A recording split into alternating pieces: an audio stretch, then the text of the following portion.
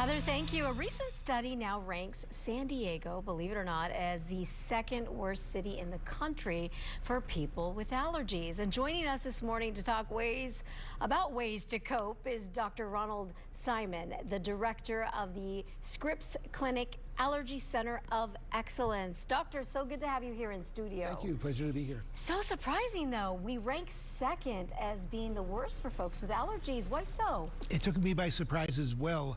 We actually went up a whole bunch of numbers, and part of it is just the way they did the survey.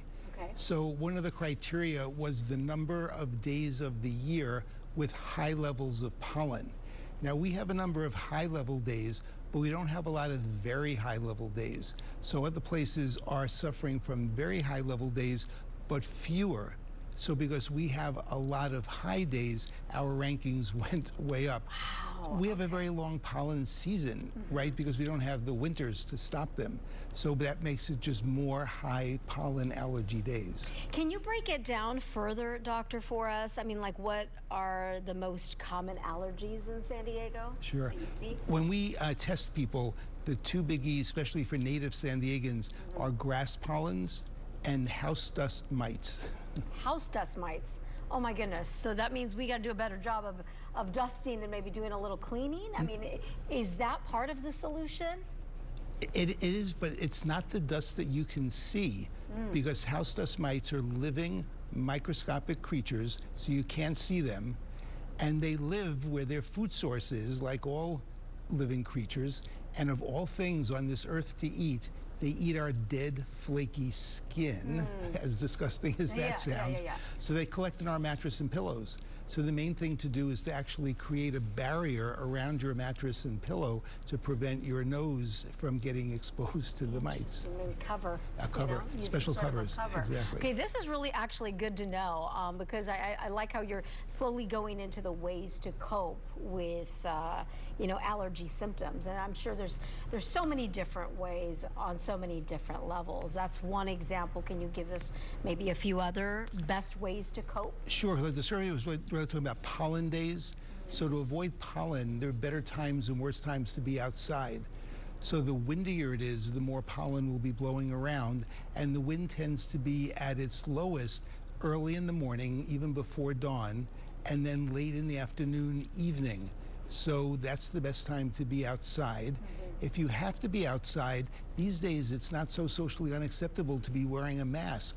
And if those masks can trap the viral particles like COVID and the flu, they're much smaller than the pollen particles, so they trap all of the pollen. If you're indoors, air conditioning traps a lot of pollen. You mentioned something that got me thinking, one question that I often get, and sometimes I ask myself, am I experiencing allergies or am I getting a cold? Great question. If it's in the spring, a little bit less likely to be a cold. In the winter, a little bit less likely to be allergy. But the two biggest differentiators I find are eye symptoms. When you get a cold, scratchy throat, stuffy nose, cough, your eyes are fine. Get allergies and you're rubbing because they're itchy and watering. So ocular symptoms can be allergy, and the itch. Allergies release histamine. Histamine makes us itch. Viral colds are an infection, and you don't get that itching. And then at what point do you realize I might need to go in to see a specialist like yourself? I mean, obviously there's a lot of over-the-counter meds that we can take, but at what point should we be coming in to see you? You know, we have such safe medications these days and treatments for allergies. We really think anybody who's suffering and they've tried things over the counter really should come in, because there's so many things we can do. Sometimes it's not even changing the medication as much as it is knowing when to use what and how to use what. Ah, very good. And lastly, doctor, before we let you go, can you tell us a little bit about the Scripps Allergy Center of Excellence? Well, sure. So we have a group of 9 allergists in the Scripps Clinic. And a few years ago, I felt that we were such a good group, I wanted to look for recognition. And the World Allergy Organization designates centers of excellence if you meet certain criteria.